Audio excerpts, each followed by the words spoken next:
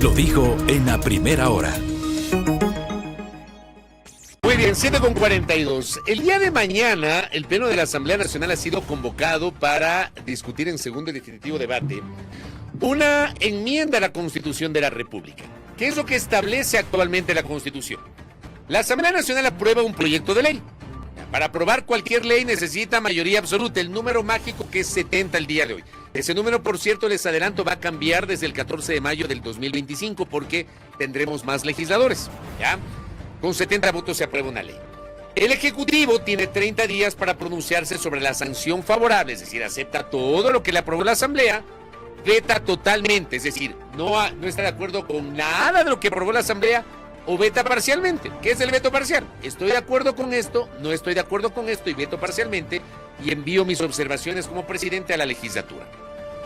La legislatura tiene dos posibilidades: allanarse, o sea, aceptar las observaciones del presidente, para lo cual necesita mayoría simple. La mayoría simple es la mitad más uno de los legisladores presentes en la sesión. Y para insistir o ratificar el texto originalmente aprobado, es decir, le dice al presidente, ¿sabe qué? No estoy de acuerdo con sus observaciones, yo, Asamblea, quiero ratificar lo que originalmente aprobó. Necesita 92 votos, es decir, mayoría calificada de las 2/3 partes.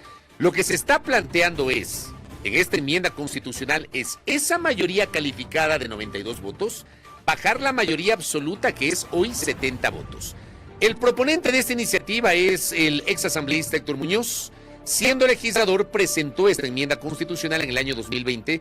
4 años después, está a puertas de ser debatida y votada en segunda y definitiva instancia. Le hemos invitado al doctor Muñoz para que nos acompañe y sustentar un poquito esta explicación. Doctor, ¿cómo le va? Bienvenido.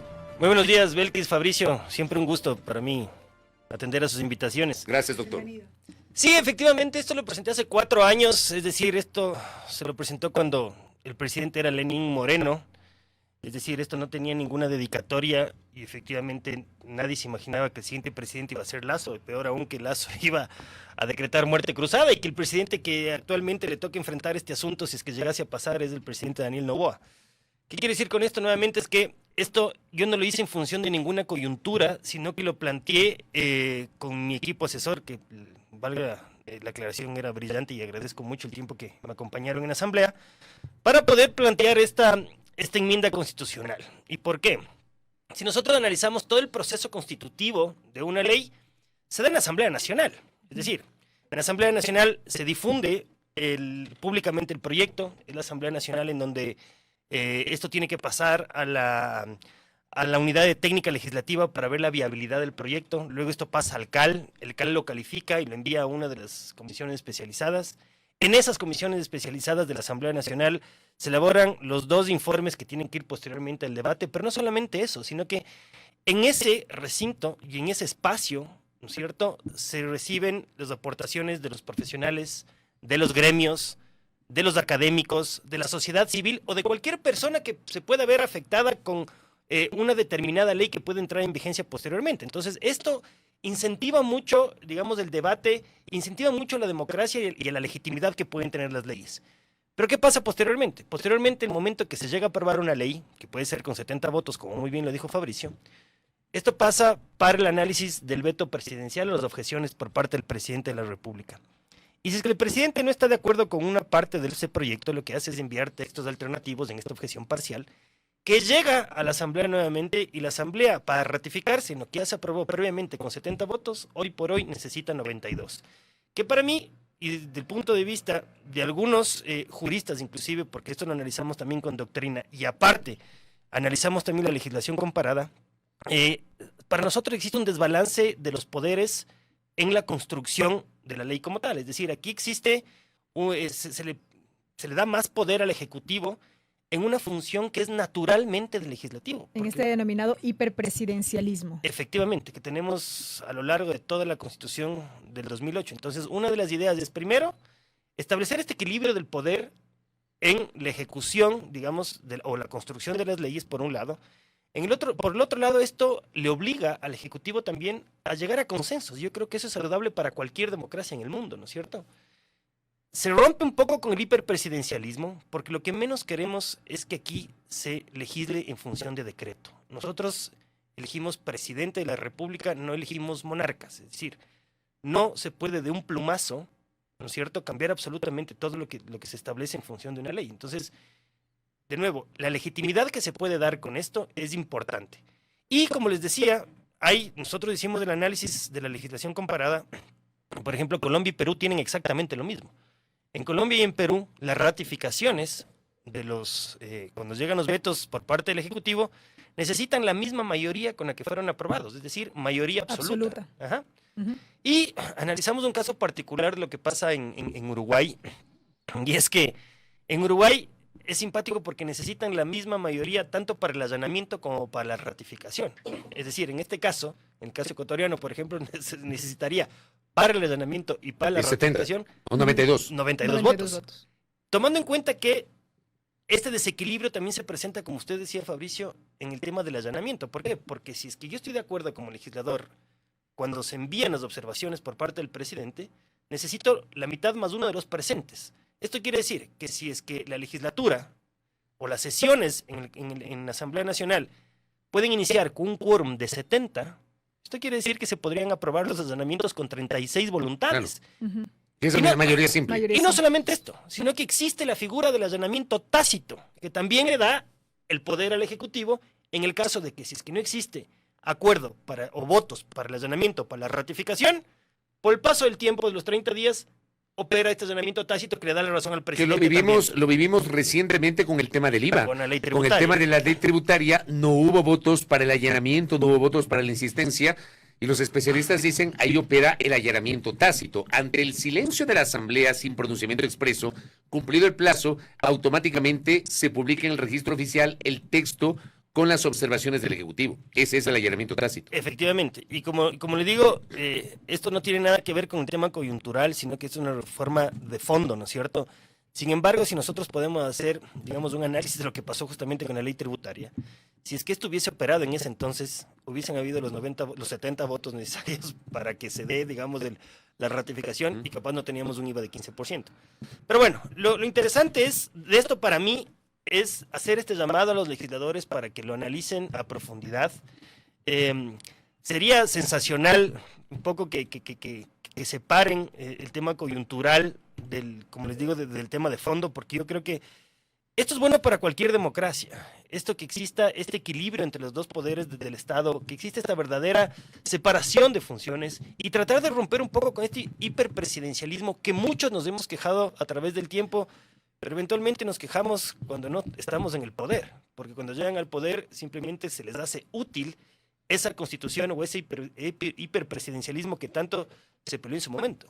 Héctor, a partir del análisis de la legislación comparada, refiriéndome a otros países y demás, ¿se logra en efecto un equilibrio de poderes con esta propuesta o esto de alguna forma puede resultar subjetivo por parte de quien lo propone y en este caso por parte de la propia asamblea que lo respalde? Y lo pregunto porque también desde el Ejecutivo se puede pensar que se pierde de alguna forma o que se debilita esta facultad de colegislar.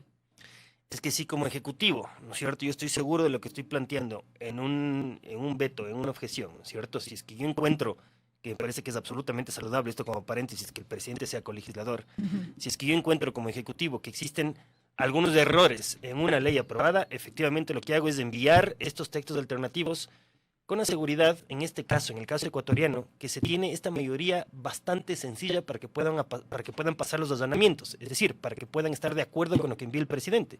Como le digo, aquí es mayoría simple y por el paso del tiempo puede haber este allanamiento tácito. Entonces, con lo cual, hubiese sido complejo si es que en la propuesta yo hubiese aumentado la cantidad de votos para el allanamiento y también y bajar la ratificación.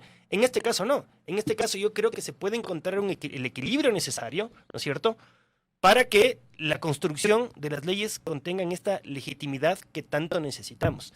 Es quitar, digamos, el poder, no absoluto, pero este desequilibrio de poder en el uno y simplemente equiparar el poder en las dos funciones del Estado para que las leyes puedan llegar a consensuarse sobre todo. Estoy revisando en este momento el informe que aprobó la Comisión de Enmiendas Constitucionales y en las conclusiones Habla del proceso de formación de la ley de acuerdo al texto constitucional, habla de las etapas que incluyen el ejercicio de las potestades de la función legislativa, la participación del presidente de la República en su calidad de colegislador. Dice que la figura de colegislador debe comprenderse en el marco de la teoría de separación de poderes, checks and balance, principio que hace referencia a los pesos y contrapesos, mecanismo que se destaca en los estados constitucionales cuya forma de gobierno es la republicana. La Constitución de la República del Ecuador consagra un régimen republicano y presidencial. Más abajo habla en tal sentido con respecto a los casos de objeción parcial del presidente de la República se pueden distinguir dos etapas a lo largo de nuestra historia constitucional. La primera podría definirse antes del último retorno a la democracia, en la cual predominaba una estructura parlamentaria bicameral y cuyas votaciones variaban entre la mayoría de miembros de cada una de las cámaras e incluso con una mayoría de 3/5 implementada en 1938. La segunda etapa que empieza con la Constitución del 78 hasta la vigente de Montecristi, donde no ha existido cambio alguno respecto de la mayoría calificada. Es decir, se requiere de los 2/3 de los miembros que conforman el Pleno de la Asamblea Nacional para ratificarse en el proyecto de ley ante una objeción parcial del Ejecutivo, lo cual ha sido una constante en los últimos 44 años. Por lo que cambiar dicho balance genera un hito histórico para la estructura constitucional vigente, dice el informe. Más abajo. Aunque es difícil presionar para alcanzar ciertos acuerdos y establecer límites para la aprobación, cuando no se ha llegado a un consenso entre ambas funciones en un plazo determinado, se puede flexibilizar la posición de la legislatura. Esto fortalecería su papel en la relación de poder con el Ejecutivo en cuanto al veto u objeción y el quórum necesario para allanarse al veto o ratificarse en el texto enviado previamente al presidente. Existe una excesiva ventaja a favor del presidente de la República. Por lo tanto, es imperativo lograr un equilibrio entre ambas funciones del Estado como colegisladores. Y finaliza diciendo que esta modificación, cambiar de mayoría calificada a 2/3 de una mayoría absoluta, no limitaría sensiblemente la atribución del presidente para incidir en el trámite de los proyectos de ley, ni tampoco se afectaría gravemente el ya mencionado sistema de pesos y contrapesos. ¿Coincide usted con la parte de conclusiones del informe, Héctor? Absolutamente. Y la verdad me llamó la atención, digamos, para lo positivo, cuando leí el informe y fui invitado a la comisión hace 2 días para exponer cuáles eran las motivaciones que me llevaron a mi equipo y a mí a presentar esta enmienda constitucional, y le digo, me sorprendió para bien cómo estaba planteado el informe. Este informe plantea o recomienda la aprobación de esta enmienda constitucional. Lamentablemente, y en función del artículo 441 de la Constitución, se necesitan 92 votos para que esto pueda llegar a feliz término, que le veo bastante difícil, la verdad, y no por ser pesimista, sino porque ser realista. Estos temas de fondo quizás pueden llegar a estorbar a quien está en el poder actual, independientemente de quién sea. Ujú. Y es simpático porque lo que menos se encuentra en política, lastimosamente, es la coherencia. Ujú.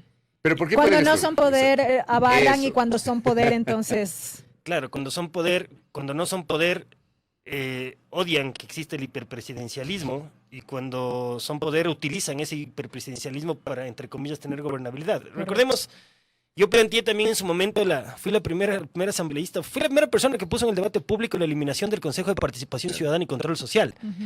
que fue negado y que ahora se arrepienten de no haber aprobado esto porque no hubiésemos tenido el Consejo. Pero hace tiempo. usted originalmente, yo le voy a preguntar eso más adelante, pero ya que lo trae a colación, Sí. ¿usted planteó la eliminación o planteó que le quiten la atribución nominadora al Consejo? En primera instancia era eliminar las funciones de la posibilidad de elegir a las autoridades de control. O sea, que le retiren la atribución nominadora. Eso fue en primera instancia, pero cuando ya estuve en el Pleno se hizo esta modificatoria y yo en el Pleno públicamente pedí la eliminación total. ¿Por qué?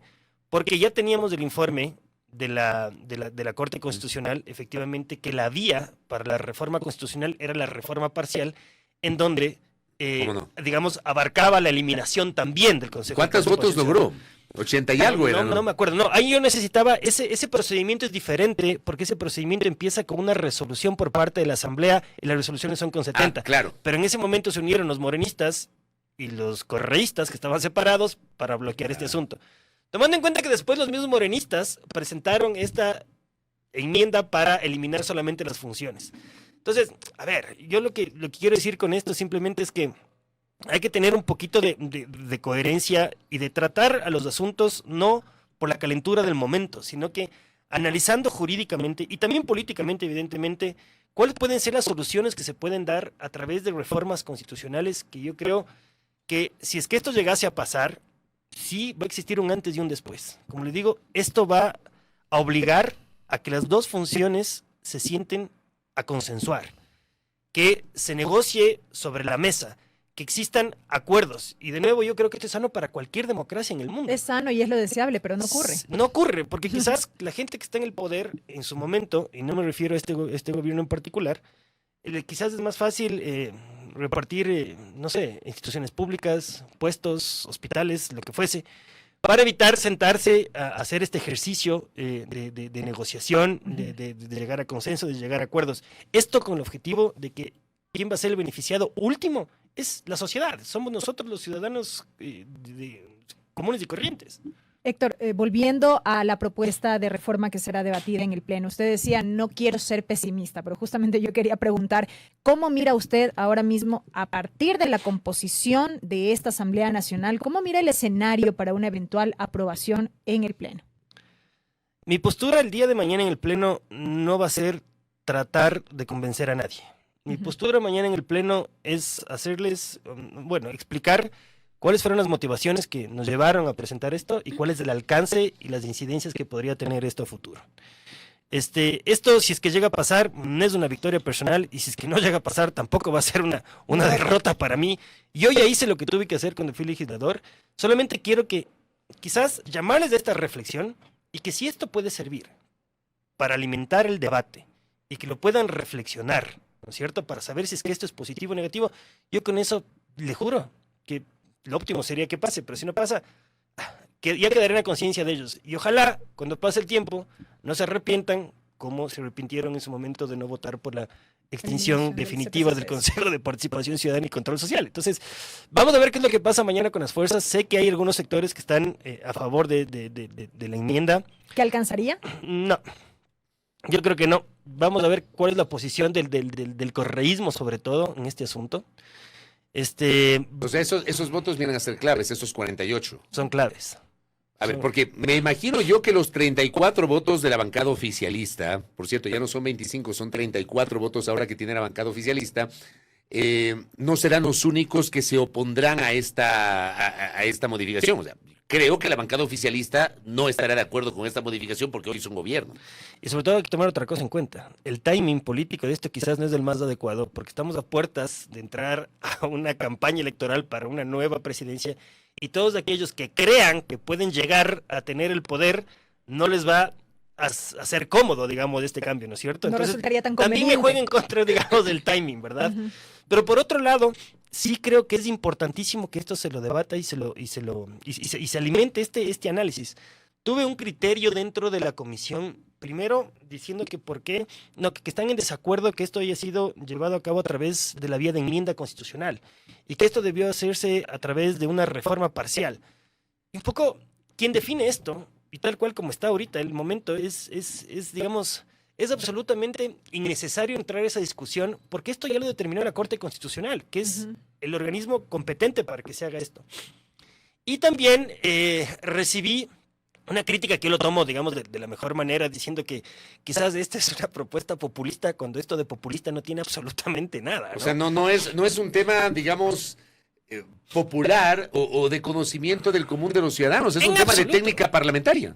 Absolutamente. Entonces, esto puede ser todo menos populista. Y de nuevo, cuando se lo presentó hace 4 años, el análisis fue un análisis absolutamente de fondo, en donde quizás se quiere rescatar la posibilidad y el peso que debe tener un Parlamento Nacional, independientemente de la calidad de la que tengamos. Porque si el análisis es, tenemos una asamblea que no sirve para nada, entonces mejor pensemos en cómo eliminamos a la Asamblea Nacional y tengamos un presidente que sea el que mediante decreto legisle y que todas las cuestiones, digamos, de normativa pase por ahí. Entonces, eso también es un análisis bastante vago, digamos, ¿no es cierto? ¿Por qué no pensamos, absolutamente básico, por qué no pensamos también en mejorar la calidad de nuestros asambleístas? Pero este tipo de normas yo creo que van a ayudar a construir mejor la democracia. Oiga, lo último, Héctor, antes de que se me vaya, porque me acaba de llegar una información que es calientita, recontra calientita. El presidente ha enviado ya a la Asamblea Nacional el veto total al proyecto de reformas al Código Orgánico de la Función Judicial. Ayer, varias bancadas se pronunciaron en contra de este anuncio del veto total. reconociendo que sí, hay este punto polémico que a todo el mundo le ha caído mal, me incluyo. Una locura. Ya, eso, por Dios, Sí, o sea, sí. hasta el timing. Sí. Yo soy de los que defiende permanentemente el derecho a la defensa y la presunción de inocencia, Ujú. pero a mí sí me parece que si hay un vocal del Consejo de la Judicatura que está en prisión, Chao. debería renunciar, por lo menos. Por lo menos. Como ocurre en otros países, ya en sociedades europeas, a la mínima duda renuncia el funcionario. Así Pero es. aquí quieren hasta asistir a las sesiones telemáticamente desde la cárcel, una locura. Pero esa reforma, me explicaban a mí algunas personas, tenía unos temas muy importantes sobre paridad, etcétera, que finalmente también han sido vetados. Me gustaría una reacción suya sobre esto, Héctor, usted que sigue también estos temas de cerca. A ver, está justamente la posibilidad del presidente de la República de este veto total, ¿no es cierto? O sea, independientemente de las otras posibilidades que tiene cuando objeta las leyes, tiene esta posibilidad del veto total en donde la Asamblea no puede volver a tratar este asunto sino después de un año. Y si es que quieren revivir el tema que fue aprobado con mínimo 70 votos, lo que necesitan es una votación de las 2/3 partes, es decir, de mayoría calificada para poder revivir. Para mí, lo lógico hubiese sido que desde la Presidencia de la República se eliminen las cosas que estaban mal o se presenten textos alternativos, y yo estoy absolutamente seguro que quizás la Asamblea ahí hubiese dado la razón al presidente en los ordenamientos. Por eso le digo, es importante la función de colegislador por parte del presidente de la República, siempre y cuando no existan excesos. Y me parece que en este caso puntual, el hecho de vetarlo de forma total, me parece que es excesivo, ¿no? Vamos a ver qué pasa con otras leyes que también pueden llegar a ser polémicas para el presidente, como el tema de los GATS, que también fue aprobado, me parece que hace una semana y media. No sé si es que el Ejecutivo estaba muy contento con los tiempos que se ponían para poder trasladar los presupuestos de los municipios, de las prefecturas y a las parroquias. Pero claro, ahí vemos que cuando existen excesos, quizás estos checks and balance, justamente que dice el informe de la comisión, estos frenos, estos contrapesos son sumamente importantes en cualquier democracia del mundo.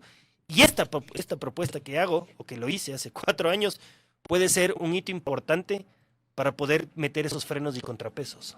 Héctor Muñoz, gracias por el tiempo. Gracias. Muchas gracias, Belkis. Gracias, Fabricio. El ex asambleísta Héctor Muñoz, aquí en A Primera Hora. Solamente ratificó el presidente de la República en un oficio que llegó ayer a las 6 de la tarde con 56 minutos. Ha vetado totalmente el proyecto de ley orgánica reformatoria al Código Orgánico de la Función Judicial. Veto total. Implica ese veto total que este proyecto no puede ser tramitado o no puede ser conocido nuevamente en el plazo de un año. Luego de un año, la Asamblea Legislativa podría volver a conocerlo y ya sin debate, votarlo nuevamente y ratificarlo con 92 votos, ya sin necesidad de enviarlo al Ejecutivo. Así procede la práctica parlamentaria. Veto total al proyecto de reformas al Código Orgánico de la Función Judicial. Primera plana. Todas las noticias, todas las voces.